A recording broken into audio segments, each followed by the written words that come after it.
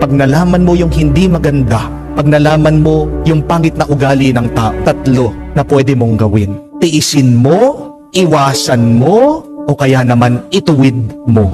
Marami dyan, alam ko po, marami sa inyo ginagawa the first two, di po ba? Tinitiis, iniiwasan, pero sinasabi ko po sa inyo, pag tinitiis mo, hinahayaan mo na magpatuloy.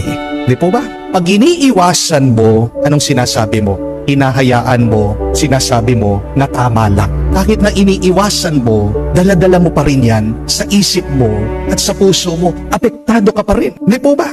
So, hindi magandang sagot at tugon yung hinahayaan mo, tinitiis mo at iniiwasan mo. Ang magandang gawin, habang maaga, ituwid mo, itama mo. We need to correct it.